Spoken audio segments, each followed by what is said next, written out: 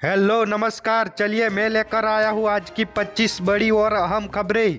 चलिए देखते हैं आज के ताज़ा update. Asia power index America चीन के बाद भारत तीसरी बड़ी ताकत। ऑपरेशन सिंदूर के बाद डिफेंस रेटिंग बढ़ी। निवेश में चीन से आगे निकले।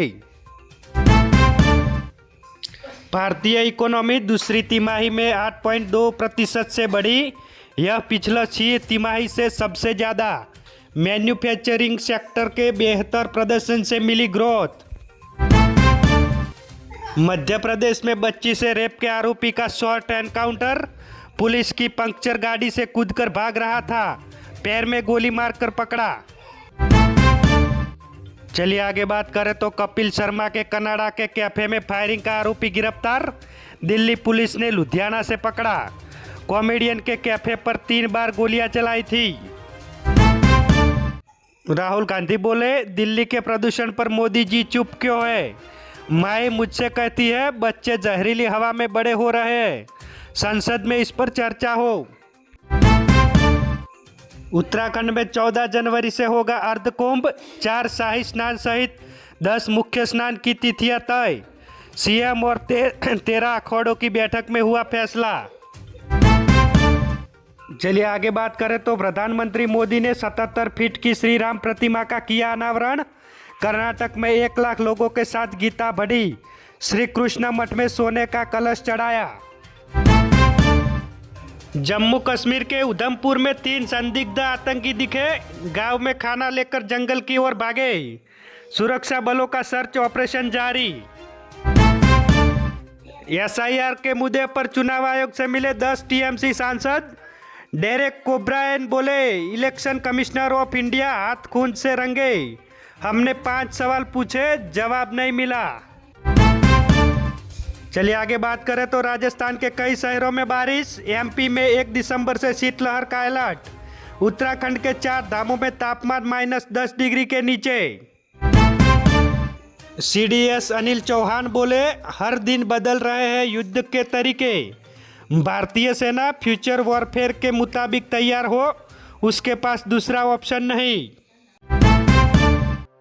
प्रेमी ने प्रेमिका के सामने खुद को आग लगाई। मौत जलती हुई हालत में ही अस्पताल की पहली मंजिल से कूदा। अहमदाबाद का है मामला। चलिए आगे बात करें तो अब घर पर बैठे ही आधार में मोबाइल नंबर बदल सकेंगे। ऐप पर ओटीपी और फेस ऑथेंटिकेशन से अपडेट होगा। किसी डॉक्यूमेंट की जरूरत नहीं। ड्रग्स के खिलाफ भारत और म्यांमार बॉर्डर पर पहली बार ईडी की रेड। गुजरात से कच्चा माल जाता था। हवाला ऑपरेटरों के खातों में 52.8 करोड़ मिले। सहारनपुर में मां, बेटा और बेटी दामाद समेत 60 लोगों की मौत। अंतिम संस्कार में जा रहे थे। बजरी लदा डंपर पलटा। कार चिपक कर 2 लोग फीट रह गई।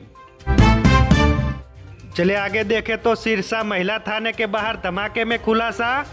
पंजाब से लाए विस्फोटक, 50,000 में डील। सरगना में गैंग में गांव के युवक जोड़े। कानपुर में चलते चलते स्लीपर बस जलकर राख। 2 कांस्टेबलों ने जान पर खेलकर 43 लोगों को बचाया। बोले 2 मिनट देरी करते तो कई लोग जिंदा जल जाते। विमेश बिग बैश से जेमिमा ने अपना नाम वापस लिया। स्मृति के साथ रहने का लिया फैसला। सुनील शेट्टी बोले, असली टीममेट ऐसे ही होते हैं। चलिए आगे बात करें तो अंडर 19 एशिया कप के लिए भारतीय टीम का ऐलान। वैभव सूर्यवंशी टीम में शामिल। आयुष को मिली कप्तानी। 14 दिसंबर को है भारत और पाकिस्तान का मुकाबला।